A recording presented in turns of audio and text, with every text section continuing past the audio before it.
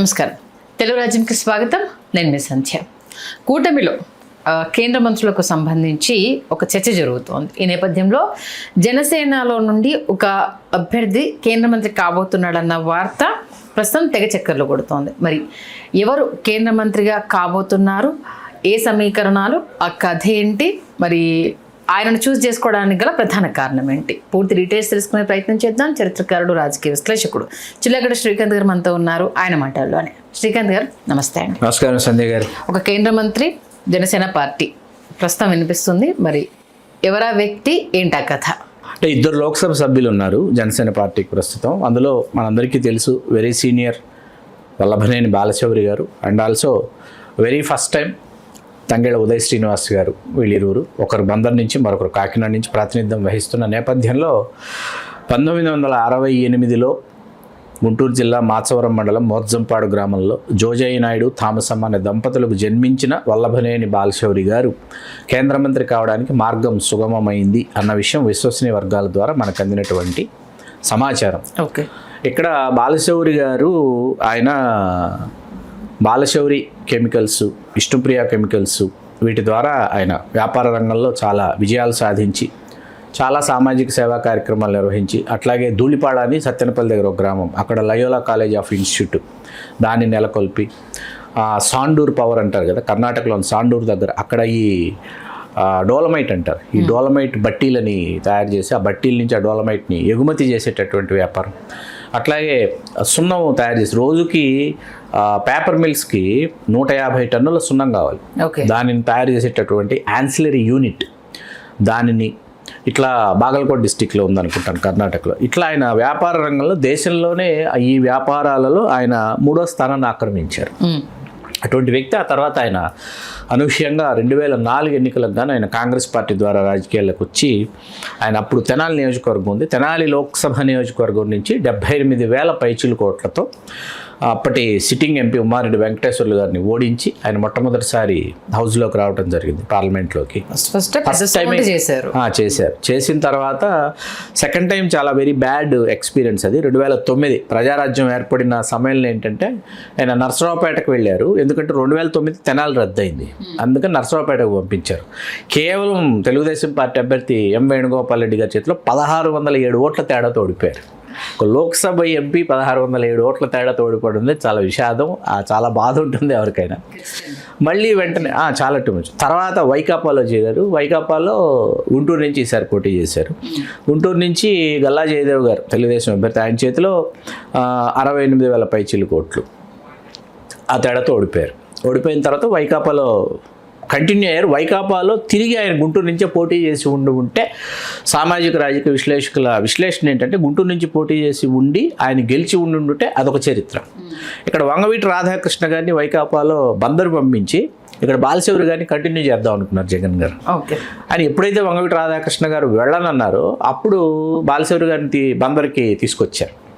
బందరికి తీసుకొచ్చిన తర్వాత అప్పుడు బాలశౌరి గారు ఏంటంటే 60,000 పైచిలకు ఓట్లతో కొనకళ్ళ నారాయణరావు గారు సిట్టింగ్ ఎంపీ ఆయన మీద గెలుపొందారు. గెలుపొందిన తర్వాత మొన్న సామాజిక రాజకీయ సమీకరణలలో భాగంగా ఆయన అనూహ్యంగా ఆయన జనసేనలో చేరటం, డాక్టర్ సింహాద్రి చంద్రశేఖరరావు గారు ఎప్పటి నుంచో పోటీ చేస్తానని ఈ పార్టీ ఆ పార్టీ అని అనుకుంటూ ప్రతి పార్టీ ఆయన ఆహ్వానించిన ఆయన వైకాపాలో చేరి ఆయన పోటీ పట్టడం, ఆయన మీద 2,32,000 పైచిలు కోట్ల ఆధిక్యతతో బాలశౌరి గారు గెలవటం, ఇదంతా జరిగింది. కూటమిలో భాగంగా భారీ విజయం బాలశౌరి గారికి దక్కిందని మనం చెప్పొచ్చు. అట్లాగే 5 వరుస ఎన్నికలు ఫేస్ చేసినటువంటి అనుభవం ఇవాళ బాలశౌరి గారి సొంతం. మనం గెలిపోవటంని పక్కన పెడితే ఆయన పోటీలో ఉన్నారు, పోటీ పడుతూ ఉన్నారు. అది గెలిపోయిన ఓటమైనా కంటిన్యూ అయ్యారు, కార్యక్షేత్రంలో కంటిన్యూ అయ్యారు. పైగా డిఫరెంట్ కాన్షియన్సెస్, తెనాలి సెగ్మెంట్ ఒకటి, Narasaraopet segment, Guntur segment, Bandar continue అయ్యారు. 2 సార్లు బందర్ నుంచి ఆయన కంటిన్యూ అయిపోయినాడు. చాలా ప్రయోగాలు, చాలా ప్రయోగాలు. ఇప్పుడు ఏంటంటే ఆయనకి ఆయన వ్యాపార దక్షత కావచ్చు, అట్లాగే ఆయన తెనాలి ఉన్నప్పుడు తెనాలిని చాలా బాగా అభివృద్ధి చేశారు. మొన్న మీకు బందరు వచ్చినప్పుడు, ఫస్ట్ టైం బందరుకు వచ్చినప్పుడే అక్కడ మీకు వచ్చేసి రొయ్యల చెరువులు, మీకు చాలా రొయ్యల చెరువుల వల్ల చాలా ఇది మన ధ్వంసం అయింది, ఆ పంటల గింటలన్నీ ధ్వంసమైంది. వాటిని అన్నింటినీ పూడిపించి సొంత డబ్బులతో ఎంపీ ల్యాడ్స్ అవన్నీ వచ్చేలోపు ఈయన సొంత డబ్బులు ఖర్చు పెట్టేసి 2-3 కోట్ల రూపాయలు అవన్నీ పూడిపించి 5,000 ఎకరాలను సాగులోకి తీసుకొచ్చారు. ఇట్లాంటివన్నీ అంటే ఆయన సొంత నిధులు వెచ్చించేస్తారు, తర్వాత చూసుకుందాం అంటారు. అంటే ఆ కైండ్ ఆఫ్ నేచర్ ఉన్నటువంటి ఒక లీడర్ అనమాట. కాబట్టి ఆ లంక గ్రామాలు, అవనిగడ్డ ఈ ప్రాంతంలో ఏంటంటే బాలశౌరి గారి మీద విపరీతమైనటువంటి నమ్మకం, ఆరాధన భావం పెరిగింది. అట్లాగే ఆయన అక్కడ ప్రజలకి అందుబాటులో ఉండటం ఒకటి. ఆ తర్వాత ఏంటంటే ఢిల్లీలో కావచ్చు, పార్టీ అధినాయకత్వం ఏదైతే ఉంటుందో వాళ్ళతో కావచ్చు, ఆయన తనదైనటువంటి శైలిలో రాజకీయాలు నెరపడం, అవన్నీ కూడా చాలా అద్భుతంగా నెరవేర్చారు, అందులో సందేహం లేదు. బలమైన కాపు సామాజిక వర్గానికి చెందిన వ్యక్తి, సంప్రదాయ కాపు స్థానం బందర్ లోక్సభ. కాబట్టి ఆయనకి కేంద్ర మంత్రిగా ఆయన పర్ఫెక్ట్ చాయిస్ అనేది అయితే జనసేన నుంచి వినిపిస్తున్నటువంటి మాట. జనసేన శ్రేణులు కావచ్చు, అట్లాగే సామాజిక రాజకీయ విశ్లేషకులు కూడా అది రైట్ చాయిస్ అనేటటువంటి వాదన అయితే వినిపిస్తున్నారు. ఖచ్చితంగా మంత్రివర్గ విస్తరణ ఎప్పుడు జరిగినా కేంద్రంలో బాలశౌరి గారికి అవకాశం ఉంటుందని మనం ఆశించవచ్చు. సంజయ్ గారు అంటే కాంగ్రెస్ ఒకసారి ఆయన పనిచేసిన party, first Congress, second time also Congress. ఎందుకంటే 4-9 రెండు రాజశేఖర రెడ్డి గారి నాయకత్వంలో ఆయన వెళ్ళారు. ఆ తర్వాత 14కి వైకాపాలోకి వచ్చారు. వైకాపాలో ఓడిపోయారు ఒకసారి, 19 వైకాపాలోనే గెలిచారు. తర్వాత వైకాపాని వీడి 24 ఎన్నికలకి జనసేనలో చేరారు. అంటే ఒకసారి ఓడిపోయారు, 2 సార్లు ఓడిపోయారు. నరసరావుపేట, గుంటూరు. తెనాలి గెలిచారు, నరసరావుపేట, గుంటూరు ఓడిపోయారు. బందర్లో 2 సార్లు. కాంగ్రెస్ లో ఒకసారి గెలిచారు, ఒకసారి ఓడిపోయారు. వైకాపాలో ఒకసారి ఓడిపోయారు. తర్వాత మీకు వైకాపాలో ఒకసారి గెలిచారు, జనసేనలో ఒకసారి గెలిచారు. ఇది ఆయన ప్రయాణం, రాజకీయ ప్రయాణం. అది సంజయ్ గారు. మొత్తానికి కష్టపడ్డ వారికి మీకు ఇది నేను ఎవరికైనా అండి, కష్టపడ్డ వారికి అంటే రాజకీయాలు ఏంటంటే మీరు రాజకీయాల్లో ఖచ్చితంగా మీరు ఎప్పటికప్పుడు మీరు కొనసాగుతూనే ఉండాలి. మీరు చావోరేవో అక్కడే ఆ కార్యక్షేత్రంలో మీరు తేల్చుకోవాలనుకున్నప్పుడే మీకు అక్కడ ఫలితం అందుతుంది. అంతే తప్ప చాలామంది ఏం చేస్తారంటే ఉధృతంగా వస్తారండి, ఒక ఎలక్షన్ చేస్తారు, గెలుస్తారు, ఒక ప్రయోగం చేస్తారు, ఆ నియోజకవర్గాల్లో సామాజికంగా ప్రయోగం చేస్తారు, రాజకీయంగా ప్రయోగం చేస్తారు, ఫ్రెష్ ఫేసు, న్యూ ఫేసు, 4 రూపాయలు ఎక్కువ ఉన్నాయని చెప్పి సీట్ ఇస్తారు.